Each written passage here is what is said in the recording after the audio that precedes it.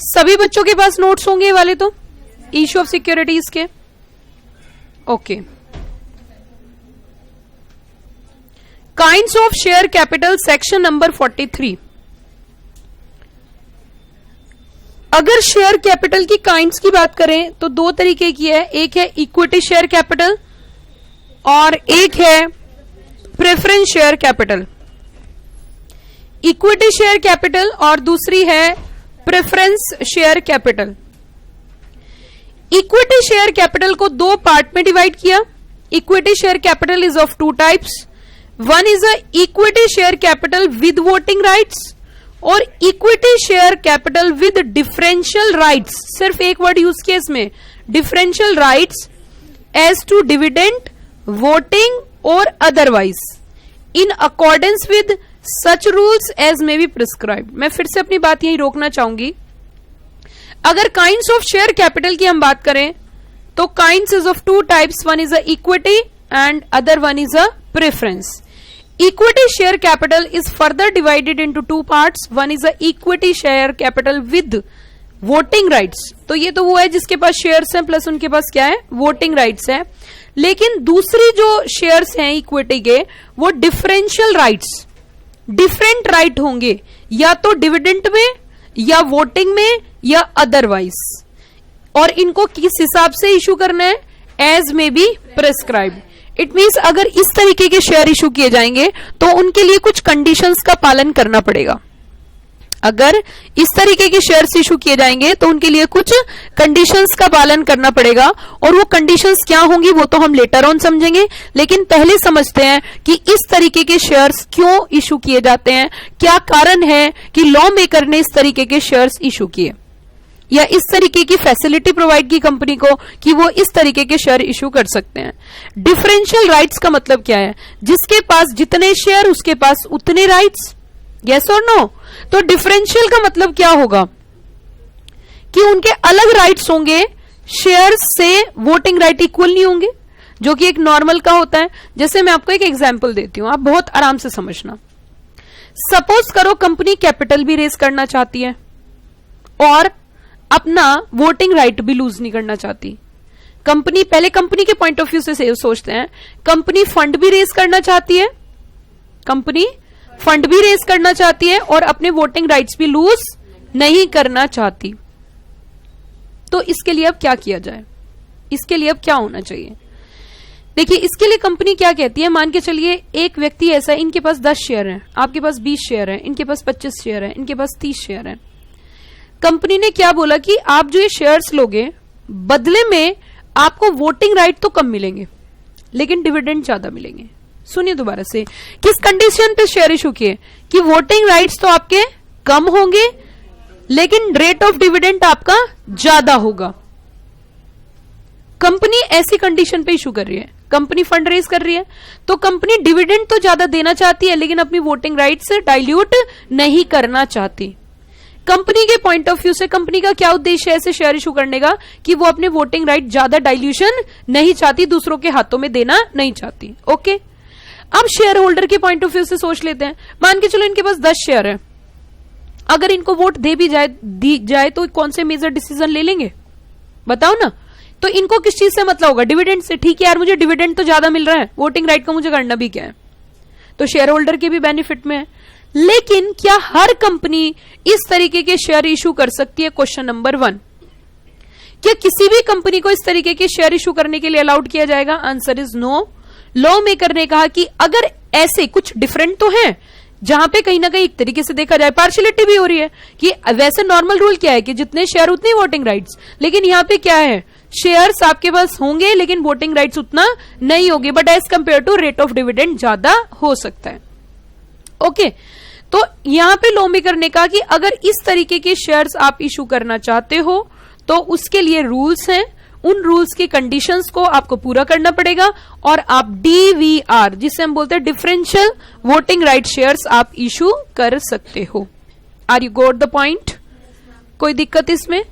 तो it means अब यहां पे अगली कैपिटल इन्होंने बताई preference share capital. Next capital इन्होंने रखी है कौन सी? Preference share capital. तो it means capital is of two types, one is a equity,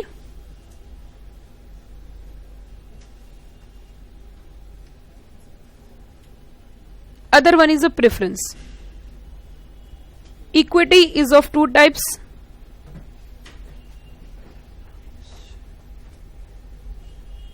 With voting rights, और दूसरा होता है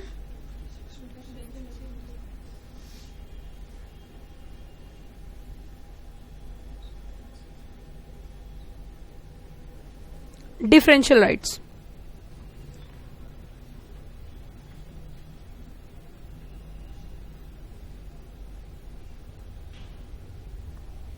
ठीक है. इट मीन्स लॉ मेकर ने equity share with DVR allowed किए हैं, but subject to some conditions. उसके लिए आपको कुछ ना कुछ कंडीशंस का पालन करना पड़ेगा, कुछ ना कुछ कंडीशंस आपको पूरी करनी पड़ेगी, तभी जाके आप इस तरीके के शेयर्स इशू कर सकते हो. तो देखते हैं. Section 43 enables company to issue equity share with DVR as to dividend, या फिर क्या हो सकता है, voting rights etcetera. Rule 4 of company share capital debenture rules state the following conditions regarding shares with DVR. Conditions for issuing shares with DVR and इनके लिए rules हैं 2014. तो देखिए, very very important topic. Most of the cases exams में आना ही आना है. 99% chance होते हैं. अभी तक जब से मैं पढ़ा रही हूँ, काफी टाइम से मैं देख रही हूँ, क्वेश्चन कंपलसरी सा है, आता ही आता है एग्जाम में. बहुत रेयर चांसेस होते हैं क्वेश्चन ना पूछे. तो फिक्स क्वेश्चन है शॉर्ट नोट में, जो कि 4 मार्क्स का क्वेश्चन आपके यहां आ सकता है, और एकदम सिंपल क्वेश्चन. अब हम यहां पे पढ़ने जा रहे हैं ऐसी कौन कौन सी कंडीशंस हैं जिनको पालन करके ही कहीं ना कहीं हम डीवीआर इशू कर सकते हैं, इस तरीके के शेयर्स इशू कर सकते हैं. पहला पॉइंट इन्होंने बोला, articles of association of company authorise the issue. अगर कंपनी के एओए में ऑथराइजेशन होगा, तभी जाके आप डीवीआर इशू कर सकते हो. It means taking permission from AOA. Checking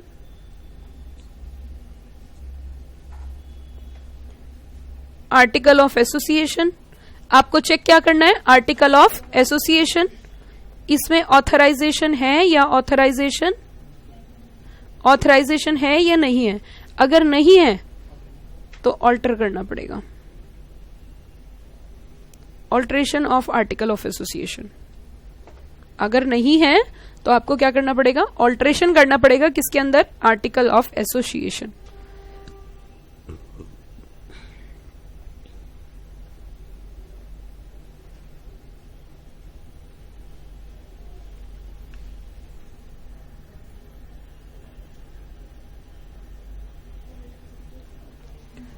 एक कंडीशन समझ में आई क्या है कि आर्टिकल ऑफ एसोसिएशन में ऑथराइजेशन होना चाहिए.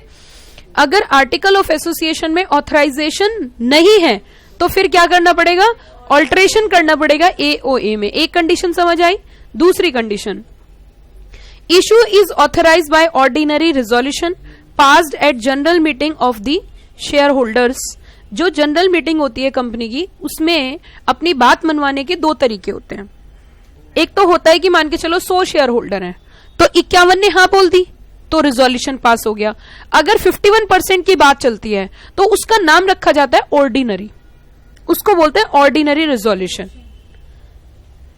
और अगर लॉ मेकर ये कहता है नहीं ऑर्डिनरी से नहीं काम चलेगा, स्पेशल चाहिए, तो स्पेशल ही होता है, स्पेशल पराठा, स्पेशल दूध, स्पेशल चाय, ठीक है ना. तो स्पेशल में क्या होता है कि 75% लोगों की अप्रूवल चाहिए, हाँ चाहिए.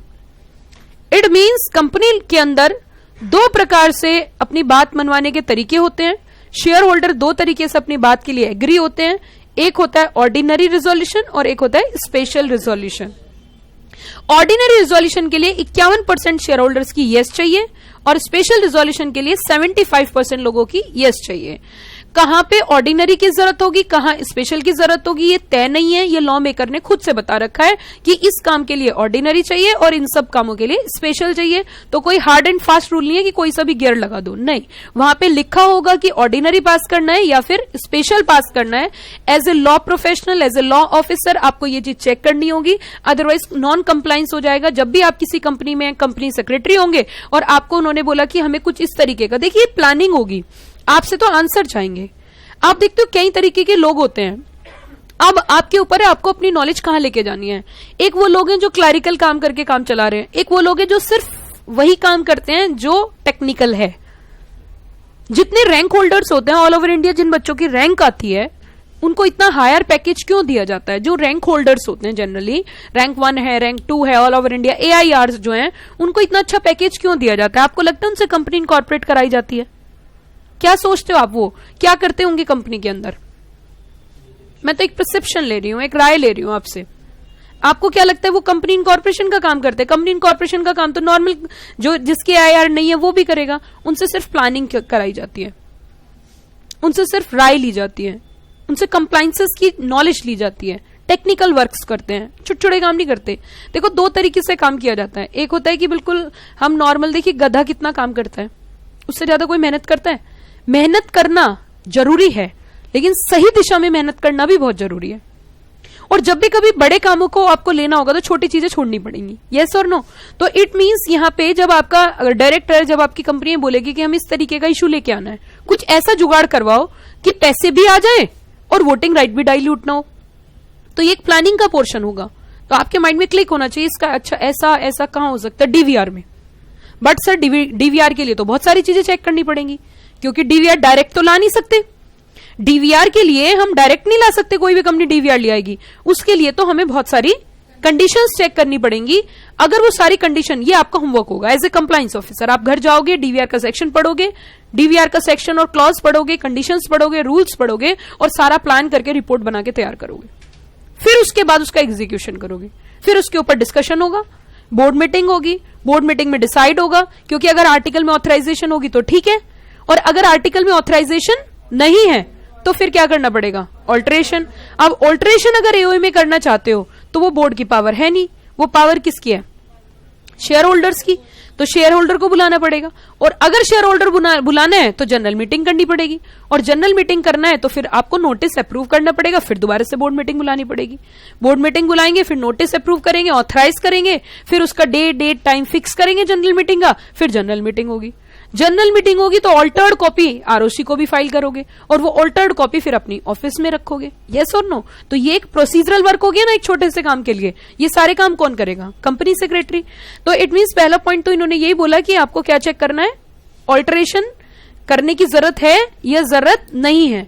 अगर आर्टिकल्स ने हाँ बोल रखी है कि आप कर सकते हो तो कोई दिक्कत नहीं है, लेकिन अगर ना बोली तो ऑल्टर करना पड़ेगा। अगली चीज देखो क्या है, अगला उन्होंने पॉइंट बोला कि आपको इसके लिए क्या करना है?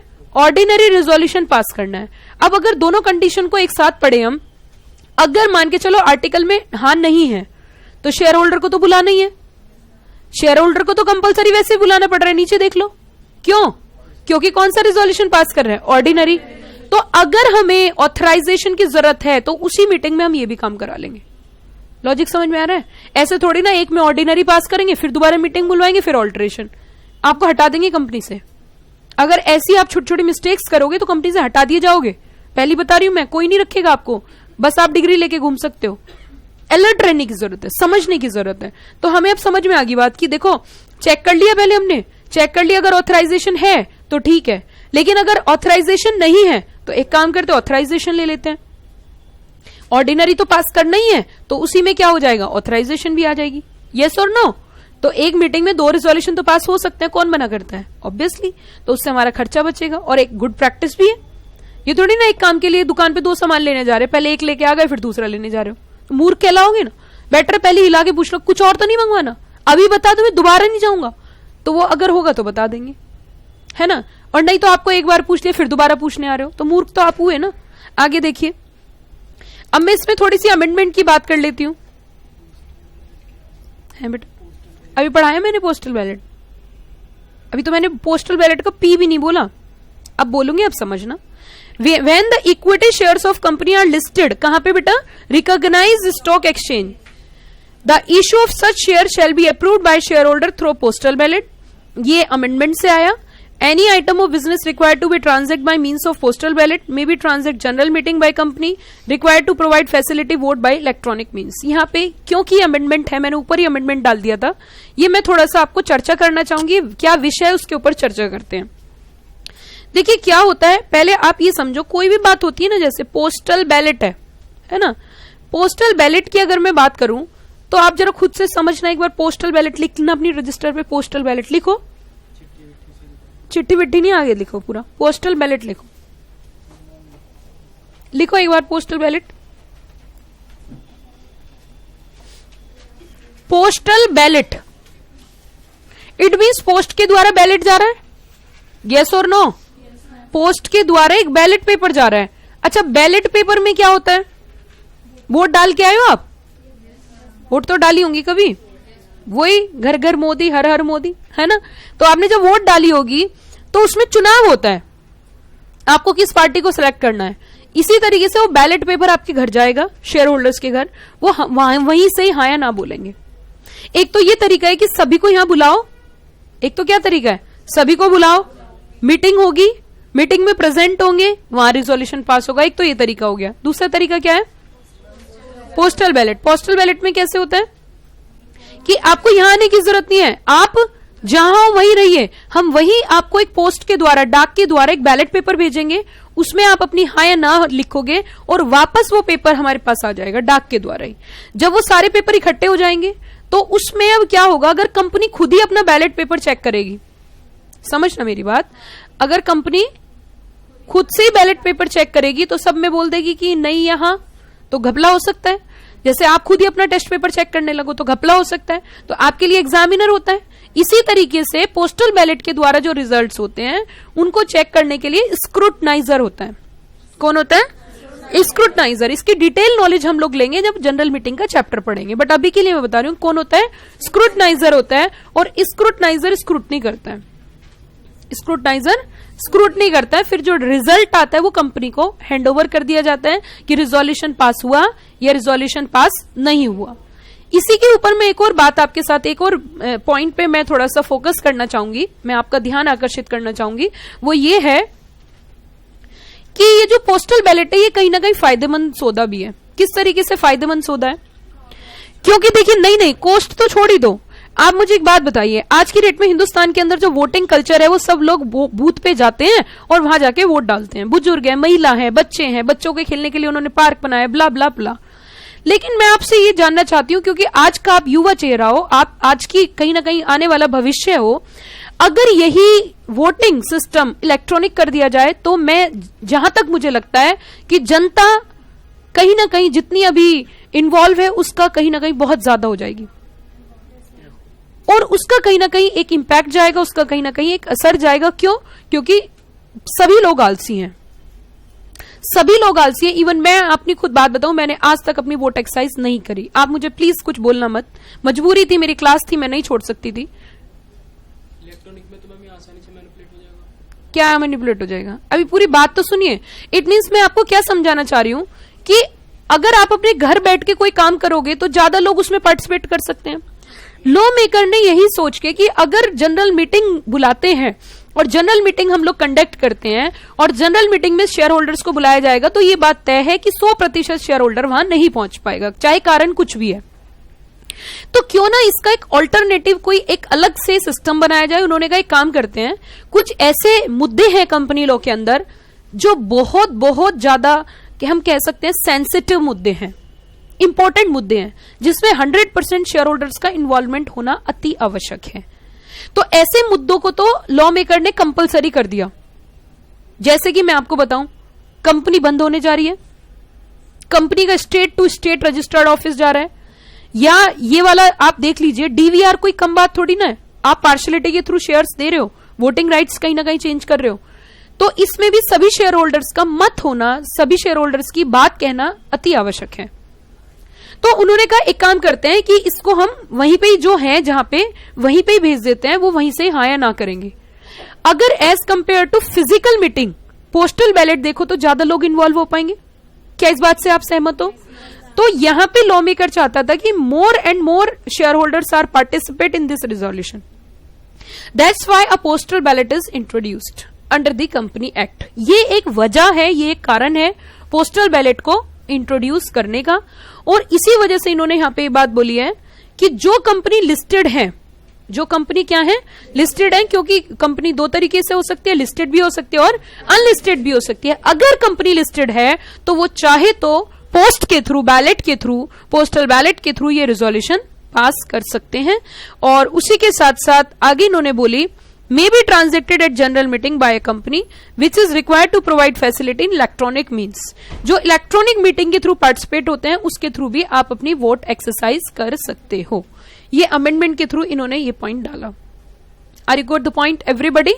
इट मीन्स डीवीआर इशू करने के लिए दो बातें इन्होंने कही, आर्टिकल चेक कर लो और ऑर्डिनरी रिजोल्यूशन पास करना है। लिस्टेड कंपनी है, पोस्टल बैलेट का प्रयोग कर सकते हैं और इलेक्ट्रॉनिक फैसिलिटी के थ्रू भी हम यहाँ पे रिजोल्यूशन पास कर सकते हैं। दो कंडीशन में किसी को कोई दिक्कत? आगे देखिए, तो अभी तो वो तो डेट फिक्स की जाएगी ना बेटा, वो तो उसकी तो तारीख फिक्स की जाएगी, तो तारीख फिक्स होगी उसमें रिजल्ट डिक्लेयर कर देंगे।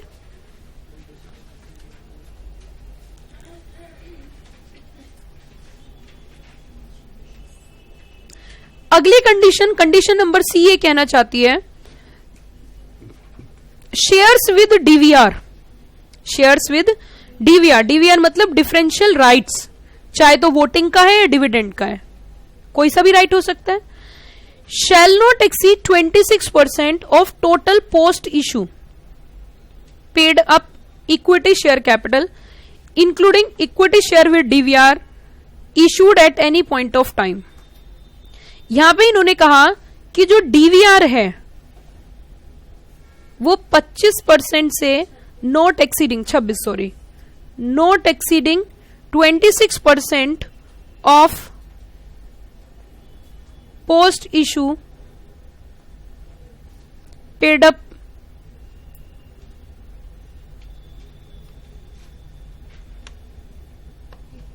Equity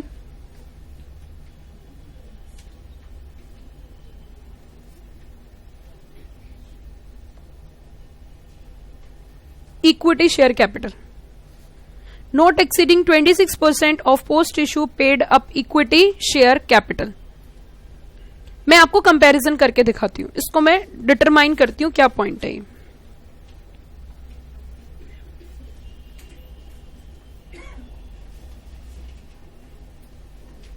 pre issue DVR, DVR issue होने से पहले कैपिटल थी 1 लाख रुपीज, ठीक है, कितनी है 1 लाख, जिसमें से 10,000 जो हैं इंक्लूडिंग क्या है इसके अंदर डीवीआर, ठीक है। टोटल इक्विटी कैपिटल कितनी है 1 लाख, 1 लाख में से 10,000 कितने हैं डीवीआर।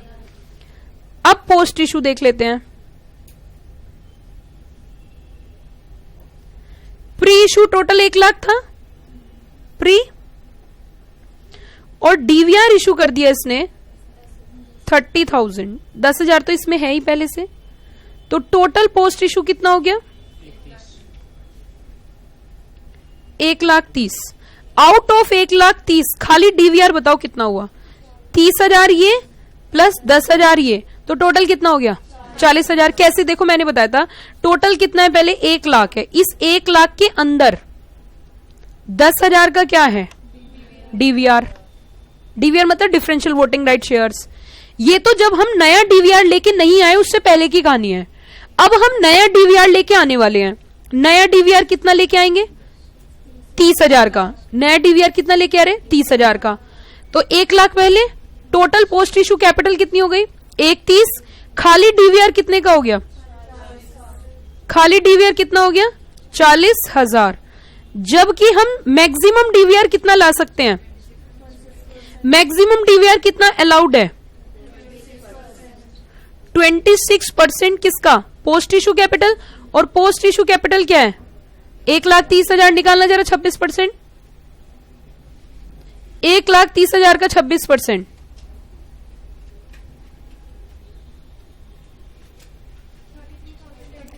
33,000। बताओ क्या हम ये 30,000 का ला सकते हैं, बताओ ना।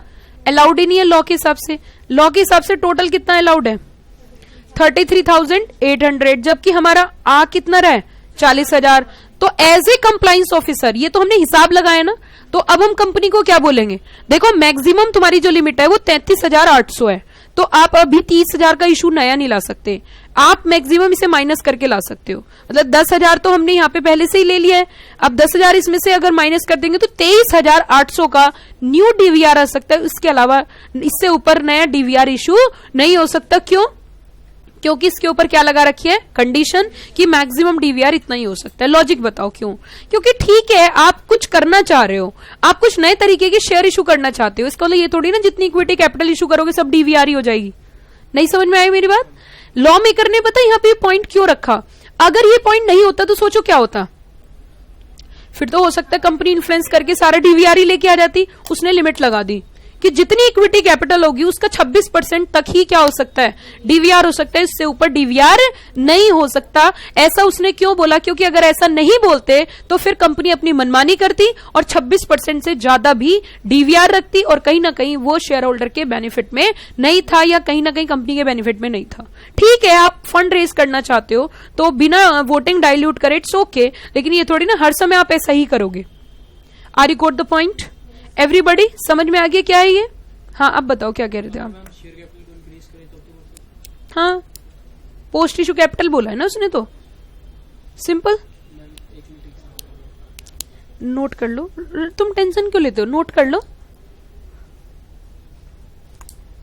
एक तो तुम मेरे सामने बैठते हो, इतनी टेंशन लेते हो, मैं भी ऐसी हो जाऊंगी फिर, हर चीज में बस ऐसी बोलूंगी, ये काम कर लेने दो प्लीज। एक बुक पढ़ना आप, लाइफ ऑफ 365 डेज, लिख लो इसका नाम।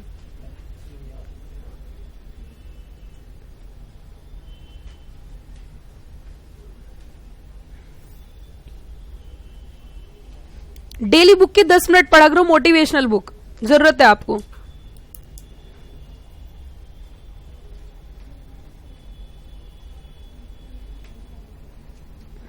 आप लोग अपने ऊपर इन्वेस्टमेंट करते हो, अपने आप को डेवलप कर रहे हो, अपने ऊपर इन्वेस्टमेंट किया करो, पैसे खर्च किया करो, बार डिस्क जाके नहीं, पब जाके नहीं, बुक्स पढ़ के, एक्टिविटीज करके, मेडिटेशन करके। हो गया सबका?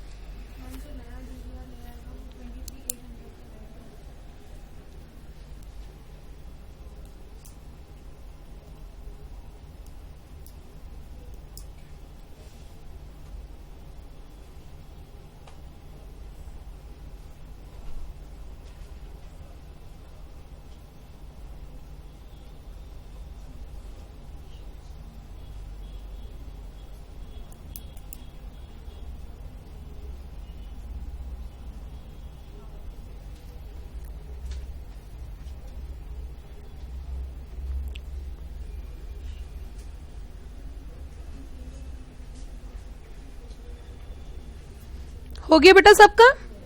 आगे बढ़े।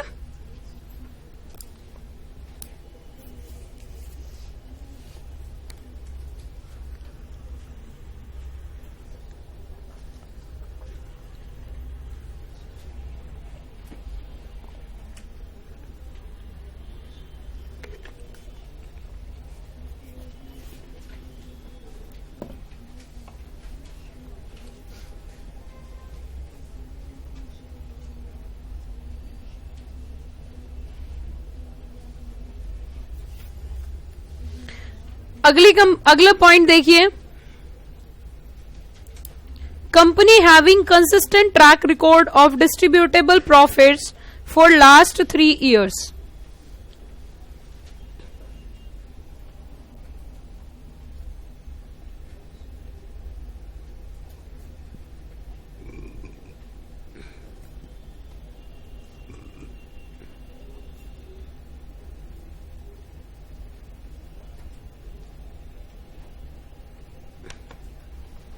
good track record in distribution of profit।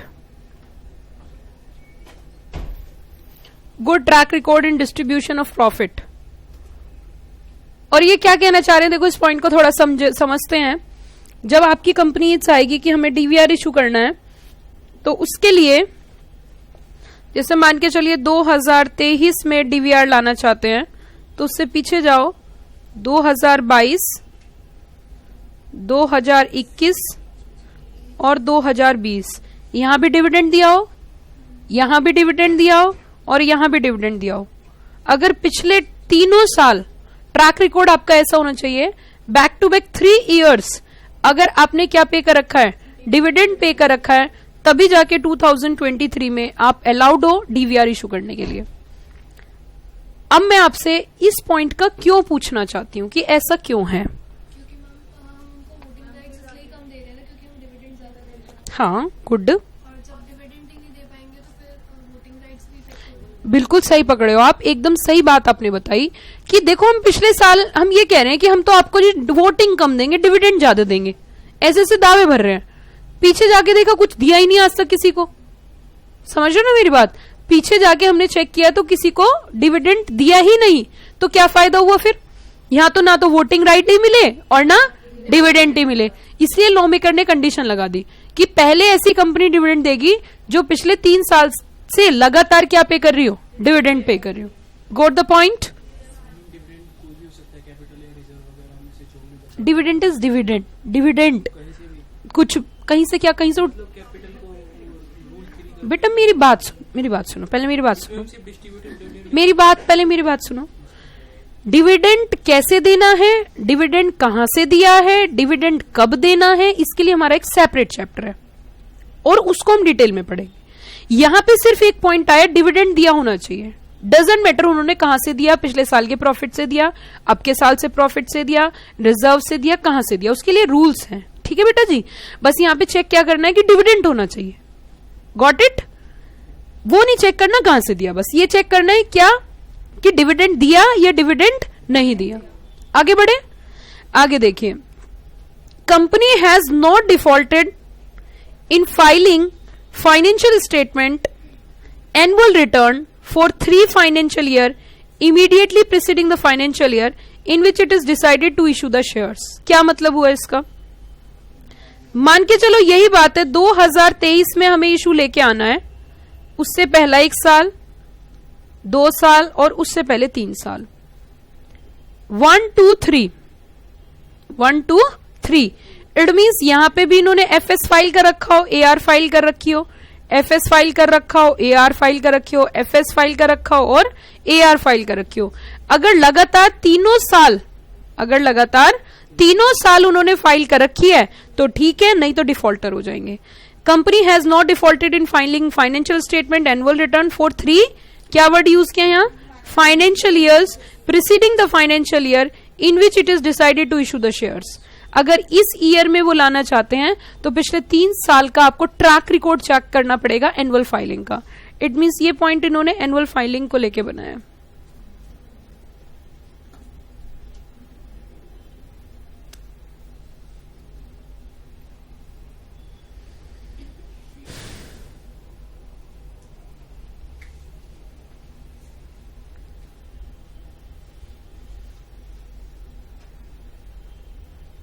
अगला पॉइंट फिर देखिए, company has no subsisting default.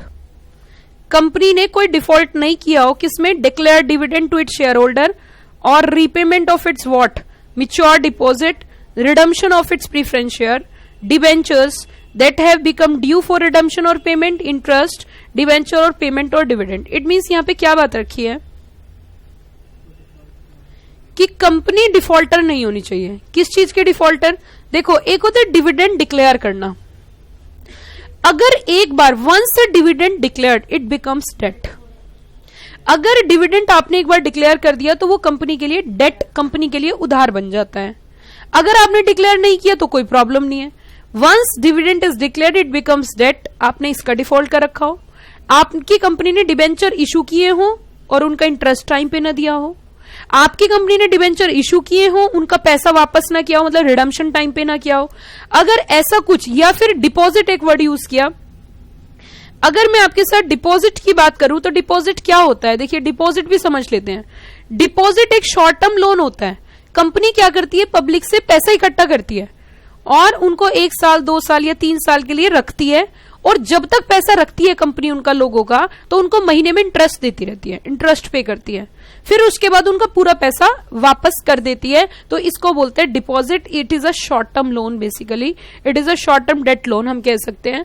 तो अगर डिपॉजिट ले रखे हैं तो उनका भी इंटरेस्ट देना पड़ रहा हो, तो टाइमली क्या पे कर दिया हो, इंटरेस्ट, और टाइमली क्या दे दिया हो, डिविडेंड, टाइमली क्या दे दिया हो, डिबेंचर का इंटरेस्ट, टाइमली रीपेमेंट किसका कर दिया, डिपॉजिट का, टाइमली रिडम्पशन किसका कर दिया, डिबेंचर्स का।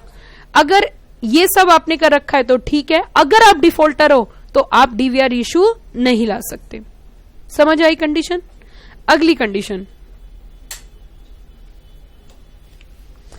कंपनी ने डिफॉल्ट नहीं कर रखा हो, ये भी पॉइंट डिफॉल्ट को लेके था और ये भी पॉइंट नीचे वाला भी डिफॉल्ट है।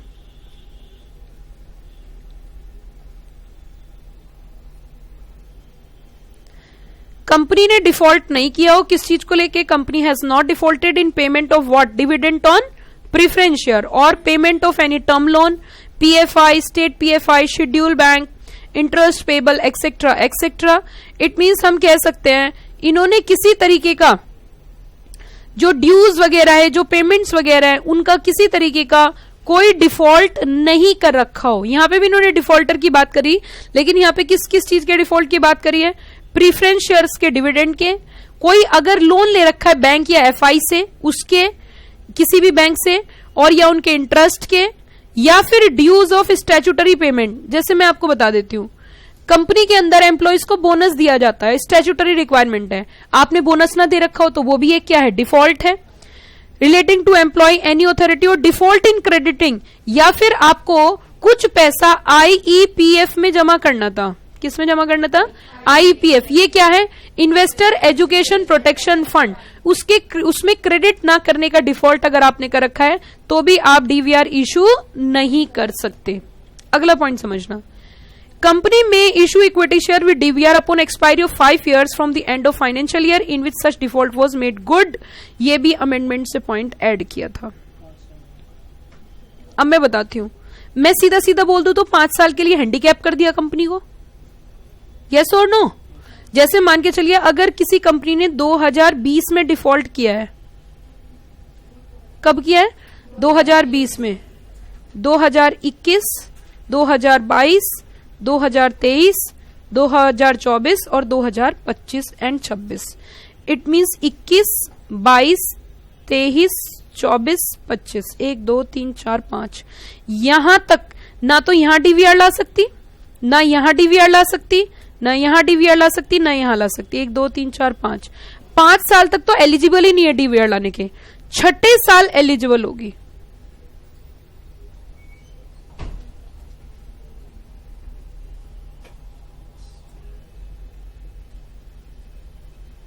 क्या ये बात समझ में आई? इट मीन्स इसमें पॉइंट, ये पॉइंट अमेंडमेंट से इन्होंने डाला, कंपनी में issue equity share with DVR upon expiry of क्या, 5 years from the end of what, financial year in which such default was made good.